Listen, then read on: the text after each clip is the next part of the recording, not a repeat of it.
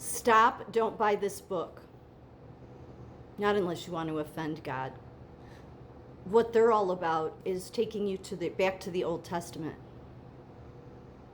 I've said a couple times, and I told God I was sorry.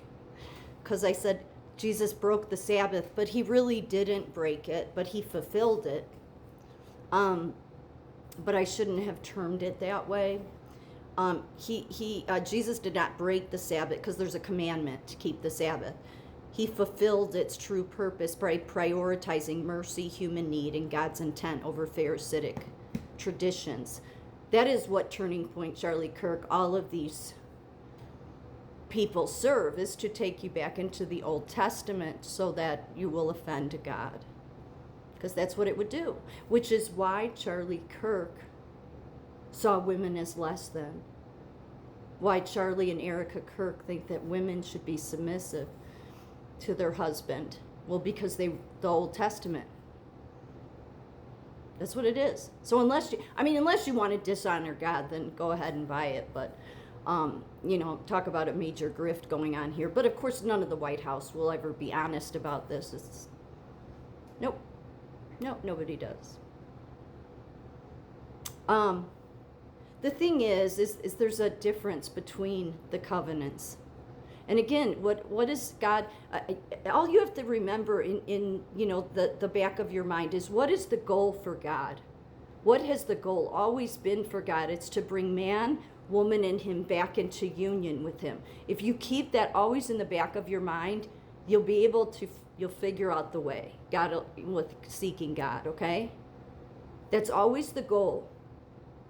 Okay, and man is always going to be the problem. Not that woman hasn't been the problem too, but a big part of it is, all of this is ego. This is the people that follow the Old Testament that get all in their ego, and because why? Because their heart is stone. Like they can't see, they can't hear because they don't seek God. They just want rituals. And the way Charlie Kirk terms this, it's like, oh yeah, you need to do this for your mental health. That wasn't what it was for. But look, Jesus brought the new covenant. So just recognize what they're trying to do. You'll even have the Protestants telling you, no, you should be keeping the Sabbath. They don't understand. Again, because both the churches, please, for anybody that can hear, not that anybody will. Now, because nobody will see my video. But both the Pharisees of the Old Testament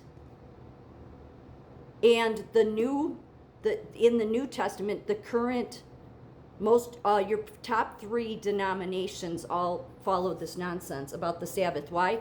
Because they only follow the book. They don't follow Jesus. They don't know Jesus. This is what I've said for 5 years. It is about knowing God. There is a reason that God, it's Moses, with the little Israelite toddlers, spiritually. But I thought this was cute. I asked AI to make it. Because that's what they were spiritually. This is what God was working with. That's why when Moses disappeared for more than 5 minutes, separation anxiety would kick in. Just like it would with a normal toddler, right? If their parents disappear for too long. I have to build something that it has to be my, I have to build my golden calf. Okay, so here you need the 600, because part of the whole Old Covenant is like 600 different rituals and laws. And that was never where God was keeping it. The problem they all had, or many, I shouldn't say all, many, and the Pharisees were an example of this, is that they didn't know God any better. That's why Jesus thought they were ridiculous dressing the way they did. They didn't know his Father, and because they didn't know his Father, they weren't helping anybody else know his Father. But on top of, all of these, rituals and laws, they had added their own as well. So that's, again, this is why the heart is the most important. Because otherwise, if you have people saying it's all about the book and it's all about what's written, then you don't know God. You're just following rituals. You're just following tradition. You're just following, because much of these things that God put in place for these children, okay, spiritually children, was not so that it was serving him as much as it was that it was about them growing into it. And then as they grow, they would seek him more. The problem is many didn't want to seek him. They wanted to stay toddlers and look at, I kept the rituals and I kept all your orders, so give me my present. That's juvenile. In Judah, this would be like, the prophet here, Jeremiah. This is King Zedekiah.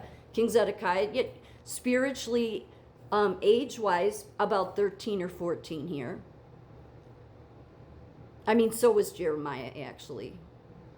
Okay, they were both young. Okay, but spiritually speaking, but the reason I had him do him middle age is because he has the Spirit of God in him.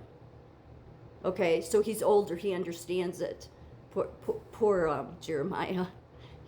God he never was bringing any good news, but yet he did God's will. You gotta love Jeremiah. And Judah had all of this going on, okay?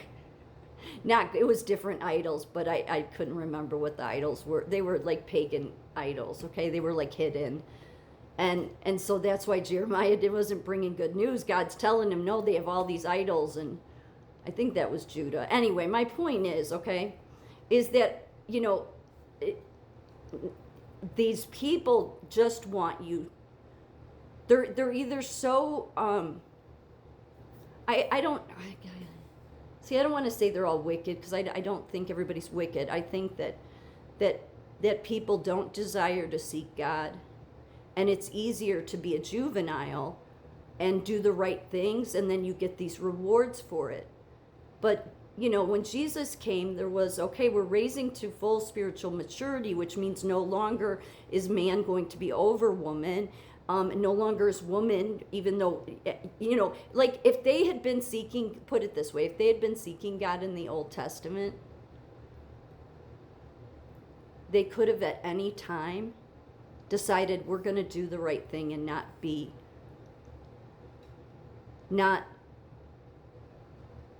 over women. Because it was both the Roman and Judaism. So at any time, but they wouldn't have been able to, too, because their spiritual maturity wasn't there. It was there prior to the sin, but then man thinks he still has it, and it's like, no, you don't. There's this separation, and God's always trying to get back in with you. And so you should have recognized, like, maybe we should do the right thing here and not be over women, because it wasn't like that in the garden.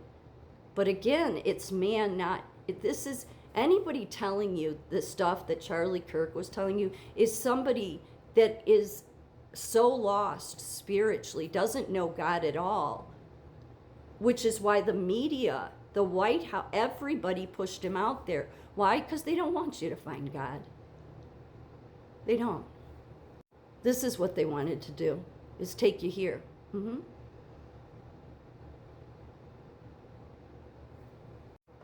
Yeah, you see all the idols at the top, and yeah, that's where they wanted to take you.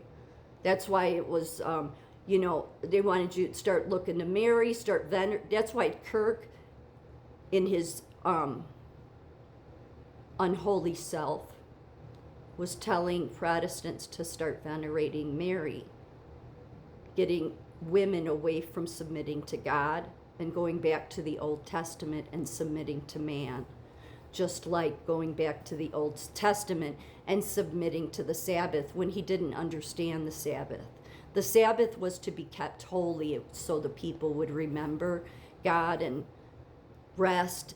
And what Jesus came really was to show us, I want holiness, at least what I know of God is God wants, once you have God in here, he wants every day for you to keep holy. Every day is the Sabbath. But I wouldn't expect Charlie Kirk or Erica Kirk or the White House or anybody in the media to know that, because it seems to me most of them don't have a desire to know God.